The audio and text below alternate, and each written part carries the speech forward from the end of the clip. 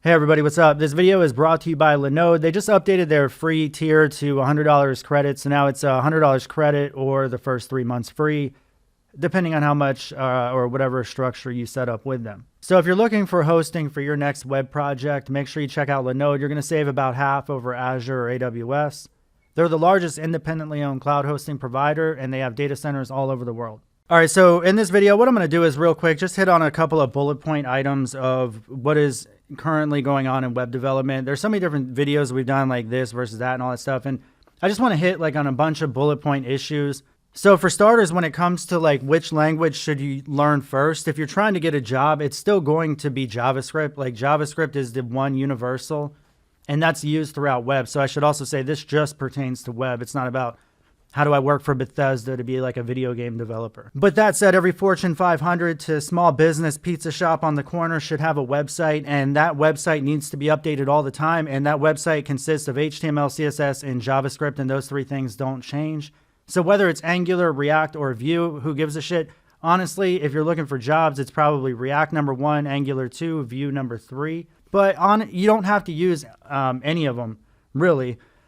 For your first project, if you're just getting started, don't use any of them. Now, I'm sure a lot of coding boot camps and stuff like that are going to try to teach you React because they think if you learn React for 3 months that you're going to somehow be able to work for a Fortune 500 as a software engineer. And best of luck to you. I just don't see how that's possible. I think the end goal is that people know that you're going to be hiring, the most junior person ever. Nobody just spends 3 months coding and can just figure it out. I've actually worked with former boot camp instructors, and they always told me that it was the ones who came into the class that were prepared and ready, the ones who had at least an interest in programming, and for the most part, the ones who had actually done previous programming were the only ones that even graduated, let alone found any success like after they graduated. So people are going to ask about coding boot camps, and I've had a coding boot camp actually sponsor my channel for the longest time. I didn't go to a coding boot camp. I've always been upfront and honest about that. I never went to a boot camp, and I find them to be a little bit expensive. And ultimately, again, if you don't have an interest in coding before you go and you haven't coded at all before you even went, I just feel like it's probably not the best way to find out whether or not you want to be a coder or a programmer or a software engineer, whatever the hell you want to call it. So that said, I don't think that with all the wealth of information that's out there from like all this like curated crap that we now see on Github to free code camp people are talking about, you even have my website, CodeHawk, trying to compete with the big boys like the billion-dollar platforms like Pluralsight. The bottom line is that there's tons of programming information out there, whether it's in book form, video form, all kinds of different forms these days. You can look at it on your phone while you're going to the bathroom, but that's a good idea to do that before you actually like pay thousands of dollars for a school to find out whether or not you're going to like something. But if you like to code, a boot camp is going to help you get that job. And if it's only $10,000 to get your foot in the door, that is worth it. So, is that going to definitely be the case? I mean, I can't guarantee that for anybody. You'd have to refer to the boot camp and really look into their graduates and things like that to see whether or not, this boot camp has a good reputation or not. Because there was a lot of fly-by-night companies that are no longer around. Dev Mountain is one of the originals that's still around, and it's actually owned by a university system and a school that I actually went to at one point, Strayer University, I believe now owns Dev Mountain. All right, so the next thing is going to be the text editor. Honestly, in 2020, everybody's using Visual Studio Code, and it's a memory hog. It sometimes crashes on you, but it has support for everything from Unity development, Python, machine learning, C#, .NET Core, all that crap. Everything that basically runs modern-day Visual Studio Code has support for it. So a lot of beginners are like, am I supposed to be using Visual Studio? Yeah, don't do this. You want Visual Studio Code. This is a text editor or / integrated development environment. Really, it's an integrated development environment, but so is Visual Studio. And this is like this commercial C# project tool. I've worked with it for years. Honestly, I don't miss it at all. I love doing web and Node and all that stuff, and even Unity development with C#. I like doing it all in VS Code. But there's tons of blogs, tons of opinion. People are still pointing you to like Sublime Text or Atom Editor, and like a lot of this stuff is just gone. Like you might as well if you're just starting, just use VS Code, jump into that because it's going to be the most widely used one, I think, at this point. Also in 2020, you guys should be on, guys, girls, should be on GitHub.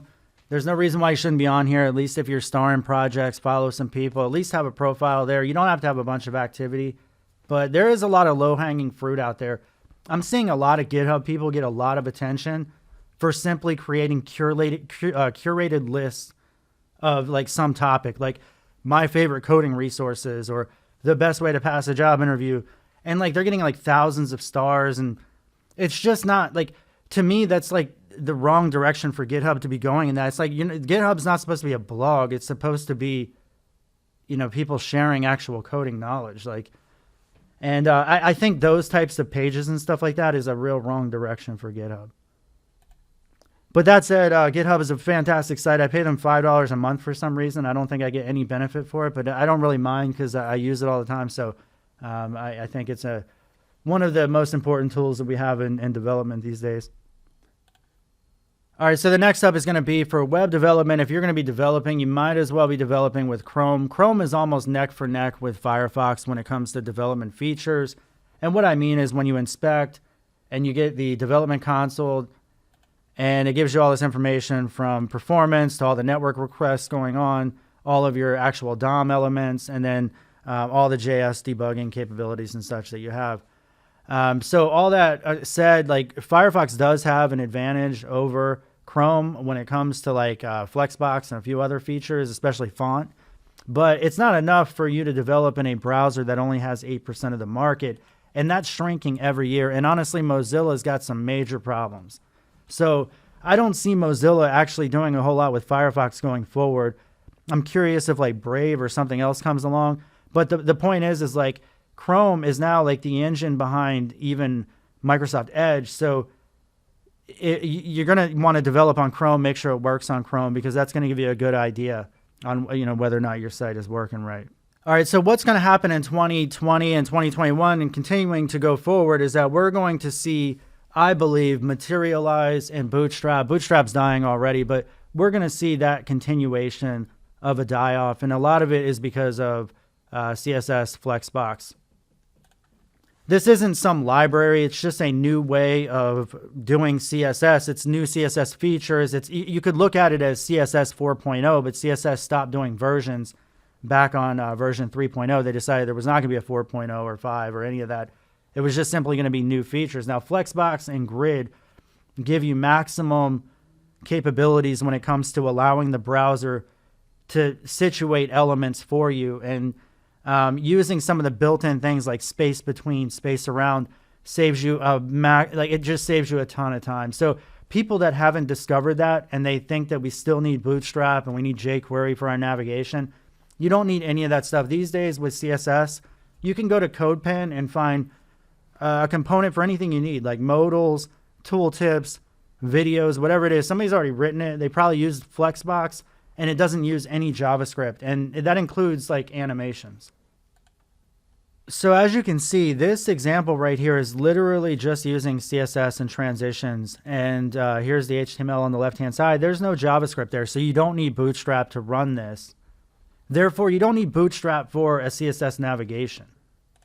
So many people use Bootstrap because of the navigation bar, and I did for the longest time as well. If I bring this down to a responsive size, I see I get my typical Bootstrap navigation with this drop-down. And this is using actual JavaScript and a bunch of other crap. And like none of it's necessary anymore. You could just simply use CSS. All right, so as an example of that, this is a navigation here that you can see. We have obviously just basic hovering effects and all that stuff, but it's just CSS. There's no JavaScript. And then if I go ahead and shrink this thing down, we can see that it breaks down. So this drop down, I'm not really showing it very well. 1 second, there we go. All right, so this drop down, you can see it needs some more styling. Obviously, there should be separation between these list elements. Obviously, like a border top or bottom or something. But the point is, though, is you don't need an actual Bootstrap library that requires a jQuery library to do something that we're now being able to do with just basic CSS animations. All right, the next thing is that I don't think that there's going to be anything. We're not going to be doing away with the BEM model, the block element modifier, and we're going to continue to use Sass. That's going to dominate when it comes to CSS preprocessors. And then Tailwind CSS, much to my dismay, this is going to be a project that continues to take on. It's really just a new way of doing utility-based, like inline classes, essentially inline styling. And I've actually built my own utility library for this Codehawk replacement that I've shared with you guys in previous videos. I don't feel like I need to use Tailwind, but unfortunately, it's a very hipster project, and a lot of people are jumping on it. And I think it's going to be one of those things that we're going to be forced to learn. Even though, in my opinion, I don't need it. I feel like nobody really needs it. But there's going to be all kinds of people that are just accustomed to writing things that way, and they'll take it as gospel. And people are very passionate about, the way that they learn to do it, and they feel like it's the only way to do it. So it's just garbage. But anyway, we're going to have to use it, probably. All right, so this video is already dragged over 10 minutes. Honestly, ask me any questions you guys want. I do get emails a lot. Thanks for all the emails and the comments. I've actually gotten quite a few. I need to respond back to you people. And I do apologize if you guys don't receive messages back. It sometimes takes weeks, but I will get back to you eventually. Thanks.